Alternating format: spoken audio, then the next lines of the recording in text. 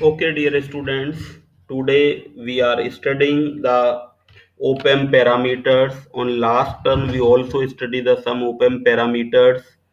Now today we are discussing about the input offset current, input output impedance, common mode input voltage gain, and open loop voltage gain.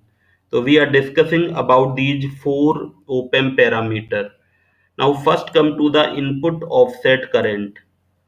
As we know, ideally the two input bias currents are equal and their difference is zero. In a practical op-amp, the bias currents are not exactly equal.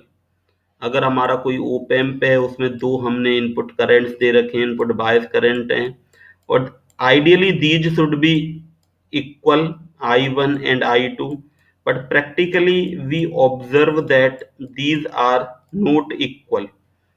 The input offset current IOS is the difference of the input bias currents expressed as an absolute value.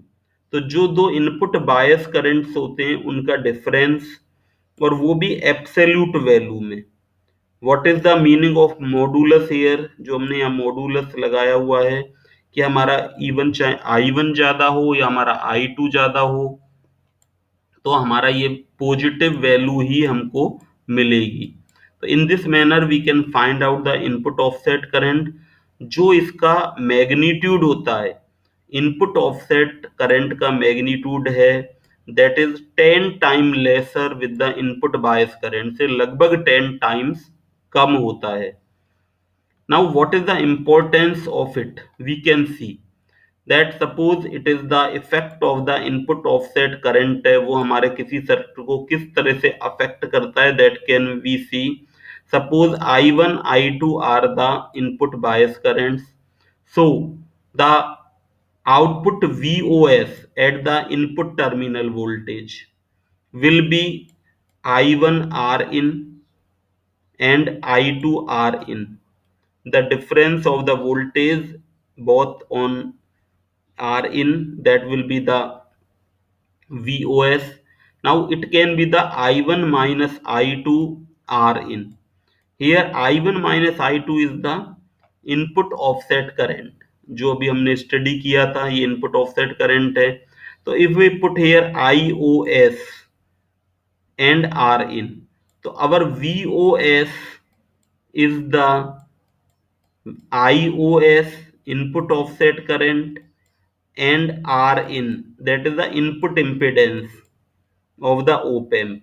तो op amp के input में हमारे पास ये voltage हमारे पास present है VOS. Now if we amplify it और we get the gain, then AV is the gain of the op amp. Suppose we have given the V out VOS here, gain is the AV, then definitely the output will be the V out will be the AV into VOS, and VOS is the IOSRN. तो यहाँ पर हम देखेंगे gain का जो कितने गुना gain है, gain is 10 time 20 time, तो अवर IOS will multiplied that time. इससे हमारा जो एरर होगा वो that will be the much more, वो हमारा एरर ज्यादा आएगा. तो इसलिए हमें जो इनपुट ऑफसेट वोल्टेज है वो हमारा मिनिमम होना चाहिए, कम से कम होना चाहिए, अदरवाइज वो हमारे सर्किट को काफी अफेक्ट कर सकता है. Now second important parameter is the output impedance. Output impedance should be zero. किसी ओपैम्प का आउटपुट इम्पीडेंस जीरो होना चाहिए. What is the output impedance? It is the resistance observed from the output terminal of the op amp. अगर हमारा कोई op amp है तो उसके आउटपुट टर्मिनल से जो हम इम्पेडेंस ऑब्जर्व कर रहे हैं, तो that is the output impedance. तो actually its value should be zero for proper getting the output. But practically it is few ohms. Its value is about 100 ohm, 10 ohm, 50 ohm, few ohms we get the value of the output impedance. Next parameter is the common mode input voltage range. So what is the common mode input voltage range? Basically the op amp, जो हम ओपेम्प हमारा होता है उसमें हम जो दो input provide करते हैं, these are the V1 and V2 are the two input, and it is the power supply to the op-amp, and it is the we are getting the output. Suppose power supply is the 15 volt plus and minus 15 volt. तो जो op-amp है हम उसको ऐसा नहीं कि कितना भी इनपुट दे दें. Common mode input voltage range हमें ये बताता है कि उस op-amp को हम कितना इनपुट दे सकते हैं. तो जनरली जो हमारा इनपुट है that should be less than the supply voltage. अगर हमने सप्लाई वोल्टेज से ज्यादा हमने इनपुट दिया तो क्या होगा, हमारा जो ओपेम्प है that will provide the distorted output. तो हमारा जो क्लिप्ड आउटपुट या डिस्टोर्टेड आउटपुट है, जैसे ये हमारी साइन वेव है, वो हमें इस तरह से डिस्टोर्टेड प्रॉपरली साइन वेव हमको नहीं मिलेगी, और ये यहाँ से इस तरह की डिस्टोर्टेड साइन वेव है वो हमको आउटपुट में मिलेगी अगर हमने ज्यादा इनपुट यहाँ पर दे दिया. तो we can see that the जो हमारा common mode input voltage range है तो that should be less than the supply voltage. तो जनरली जो मैनी ओपेम्प्स हैं have common mode input voltage range of plus minus 10 volt with DC supply voltage of plus minus 15 volt. अगर हमने op amp में DC supply voltage plus 15 volt और minus 15 volt अगर हमने लिया है तो जो हमारा इनपुट वोल्टेज रेंज है वो जनरली 10 वोल्ट का लिया हुआ होता है.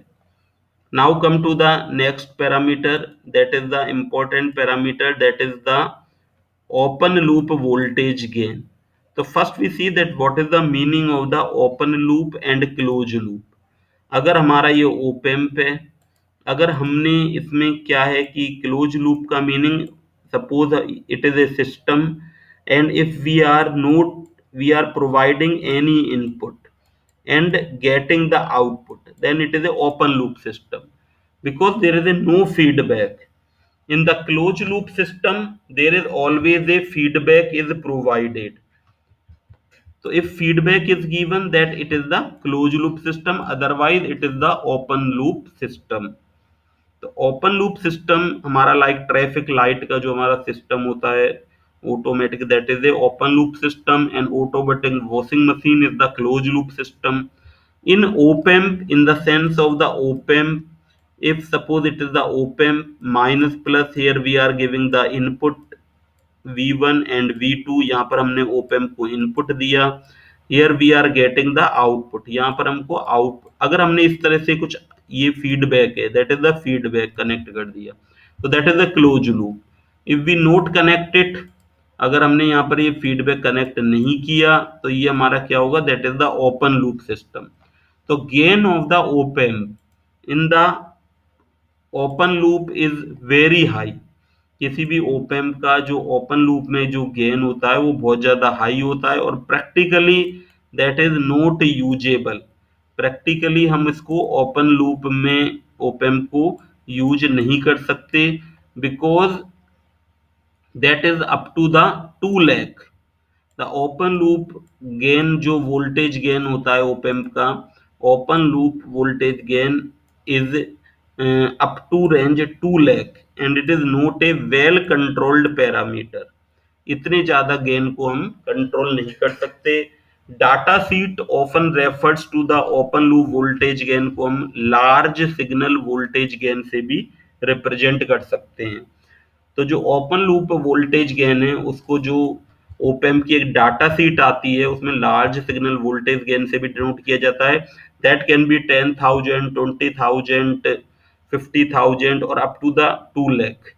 प्रैक्टिकली जब हम किसी ओपेम्प को यूज करते हैं, चाहे वो हम इन्वर्टिंग एज एम्पलीफायर की तरह यूज करें और किसी पर्पज के लिए यूज करें, तो then there should be feedback.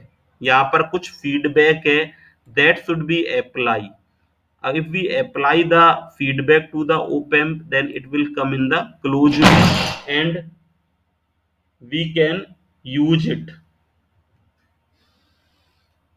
Otherwise it is not usable in the, because if we giving the some input and output is too high, if open loop is gain is too less, then output will be too high. So we will discuss some parameters, remaining parameters on the next turn. Okay, thank you very much.